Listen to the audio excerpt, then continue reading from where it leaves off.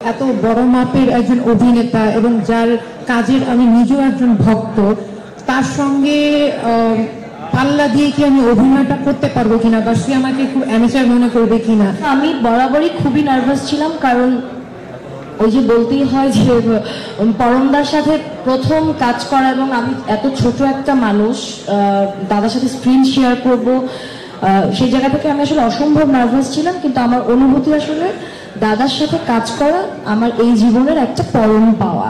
শুভ সন্ধ্যা সবাইকে, অসংখ্য ধন্যবাদ যে আপনারা সবাই এসেছেন, আমাদেরকে সময় দিচ্ছেন, এজন্য আমরা আন্তরিকভাবে কৃতজ্ঞ। আর যেটা বলছে অলরেডি দাদা বললেন যে আমি এখানে একটা সাংবাদিকের চরিত্র উপস্থাপন করবার চেষ্টা করেছি, এজন্য আমি আপনাদেরকে অবশ্যই রিকোয়েস্ট করছি এবং আমন্ত্রণ জানাচ্ছি, যখন ছবিটা হলে এসে রিলিজ হবে তখন আপনারা দেখবেন যে আমি আসলে আপনাদের মতন পারফরমেন্স করতে পেরেছি কিনা, নাম্বার 1। আর নাম্বার 2, আমি বরাবরই খুবই নার্ভাস ছিলাম, কারণ ওই যে বলতেই হয় যে পরমদার সাথে প্রথম কাজ করা এবং আমি এত ছোট একটা মানুষ দাদার সাথে স্ক্রিন শেয়ার করব, সেই জায়গা থেকে আমি আসলে অসম্ভব নার্ভাস ছিলাম। কিন্তু আমার অনুভূতি আসলে দাদার সাথে কাজ করা আমার এই জীবনের একটা পরম পাওয়া। এই এতটুকুই বলবো, আর অন্যান্যরা সবাই বলবো সবাই ভালো থাকবেন, সবাই আজব কারখানার সাথে থাকবেন। Thank you. ধন্যবাদ দোয়েল। এবং আরেকজন অভিনেত্রী আমাদের সকলের প্রিয় পরিচিত ইমির কাছে জানতে চাই।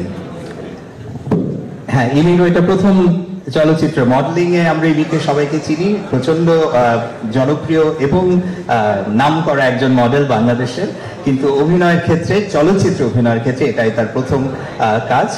ইমি, তোমার অনুভূতি জানতে চাই। আচ্ছা, প্রথমে সবাইকে ধন্যবাদ যারা এখানে এসেছেন আমাদের কাজটাকে কভার করার জন্য। 40% বেশি গ্লো, বিশ্বের 1 নম্বর গ্লো ক্রিম, নতুন গ্লো এন্ড লাভলি। এই প্ল্যাটফর্মে বসে আমি প্রথমে থ্যাঙ্কস জানাবো শবনম ফেরদৌসী আপাকে, because she chose me for this film. She gave me commitment যে আমি যখন মুভি বানাবো আমি তোমাকে নায়িকা বানাবো, এবং সে তার কথা রাখতে পেরেছে। আই থট দ্যাট সবার মতন সে হয়তো কথা রাখবে না, কিন্তু সে তার কথা রাখতে পেরেছে, এবং সে তার সাথে আরো একটা বোনাস অফার আমার জন্য নিয়ে এসেছিল, সেটা হচ্ছে যে তোমার প্রযোজক সামিয়া জামান। তো রানীকুঠির বাকি ইতিহাসের প্রযোজক যে আমার প্রথম সিনেমার প্রযোজক হবে, এটা was beyond my dream and imagination.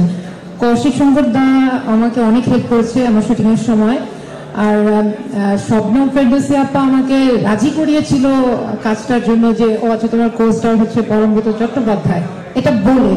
But আমি অনেক খুশি হয়েছি, আমি কাজটা হ্যাঁ বলেই দিয়েছিলাম, কিন্তু একই সঙ্গে অনেক ভয়ও পেয়েছিলাম যে এত বড় মাপের একজন অভিনেতা এবং যার কাজের আমি নিজেও একজন ভক্ত, তার সঙ্গে পাল্লা দিয়ে কি আমি অভিনয়টা করতে পারবো কিনা বা সে আমাকে খুব অ্যামেচার মনে করবে কিনা। সেই নার্ভাসনেস ক্যারি করতে করতে করতে করতে একেবারে শুটিং স্পটে গিয়ে তার সঙ্গে আমার দেখা, শুটিং সেটে তার সঙ্গে গিয়ে আমার দেখা। But he is a very gentleman and he was very cooperative, very helpful. আমি আসলে জানা ছিল না যে আসলে এক একটা মানুষ যত বড় কেরিয়ার ক্যারি করে বা নিজের যত বেশি ক্যালিবার থাকে, সেই মানুষগুলো ততটাই তাদের পা ততটা মাটিতে থাকে, এটা আমি পরমব্রত চট্টোপাধ্যায়কে দেখে বুঝেছি। I am thankful to the whole team and special thanks to Shabnam Appa for selecting me for your film. Thank you very much. Thanks to Sami Appa, আপনি আমাকে আপনার কাজের একটা ছোট পার্ট মনে করেছেন, এটা আমার জন্য অনেক বড় বিষয়। আমি ভেরি থ্যাঙ্কফুল, বিকজ আমার স্ক্রিপ্টটা যখন আমার বাসার টেবিলে রাখা ছিল তখন উপরে দুটো নাম ছিল, শবনম ফেরদৌসী এবং সামিয়া জামান। আমার মা এরকম একটা চেহারা বানিয়েছে, okay now you are doing films. তো সেই যে চেয়ার আপটা, it meant a lot. I got that respect, and thank you very much. Thanks all of you.